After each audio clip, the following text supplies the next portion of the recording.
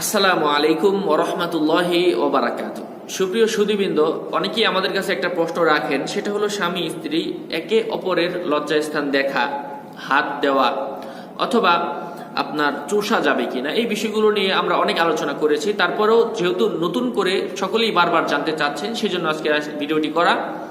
আসলে ইসলাম হলো এমন বিষয় যেখানে অজানার কোনো কিছু নেই, লজ্জা নয়, বিষয়টা জানতে হবে। এই জন্য অবশ্যই শেষ পর্যন্ত শুনতে থাকুন। আর সেটা হলো, প্রথমত বিষয়টা ছিল একে অপরেরটা দেখা যাবে কিনা, অর্থাৎ একে অপরের লজ্জাস্থান দেখা যাবে কিনা। এক্ষেত্রে যেহেতু নিসাউকুম হারসুল লাকুম ফাতু হারসাকুম আন্না শিতুম, সূরা বাকারার মধ্যে বর্ণনা করা হয়েছে। আল্লাহ তাআলা বলেন, মহিলারা হচ্ছে তোমাদের খেয়াত স্বরূপ, তোমরা যেভাবে চাও যেভাবে চাও ব্যবহার করতে পারো, ইচ্ছামতো কাজ করতে পারো।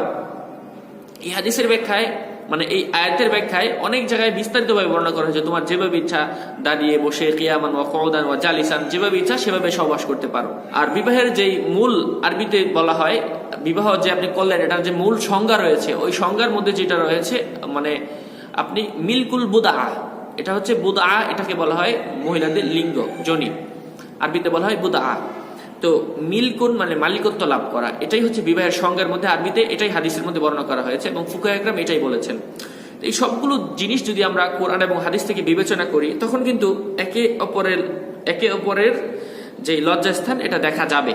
এবার আসেন, হাত দেওয়া যাবে কিনা। তো সবকিছু যখন করা যাচ্ছে, তাহলে হাত দেওয়াতে নিষেধ কিসের? এটাও করা যাবে, কোনো সমস্যা নেই।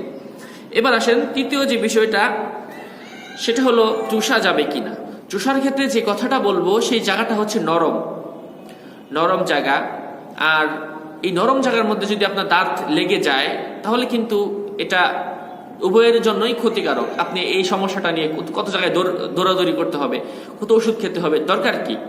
এই জন্য না করাটাই ভালো। তাছাড়া কোরআন এবং হাদিসের মধ্যেও যেটা রয়েছে, আপনার যদি একান্তই মনে চায়, কিছু করতে মনে চায়, তখন আপনি যদি চান ভালো করে এটা চুমু দিতে পারেন। আপনি চাইলে অতি ভালো যদি লেগেই থাকে, আপনি দেখলেন, হাত দিলেন, তারপর যদি ইচ্ছাই হয় আপনি উপরে একটা চুমু দিতে পারেন। এই সমস্ত কাজ না করাটাই বড়। আশা করছি আপনারা এই বিষয়টি সম্পর্কে স্পষ্ট হয়েছেন। এমন কাজ আমরা কেউ করবো না। আল্লাহ তাআলা আমাদেরকে সহিহ বুঝ দান করুক এবং ইসলামের পথে থাকার তৌফিক দান করুক। এমন নিত্য নতুন কোরআন এবং হাদিস থেকে আলোচনা পেতে আপনারা অবশ্যই আমাদের সাথে থাকবেন। সকলের মঙ্গল এবং দীর্ঘ হায়াত কামনা করছি। ওয়াসসালামু আলাইকুম ওয়া রাহমাতুল্লাহি ওয়া বারাকাতুহু।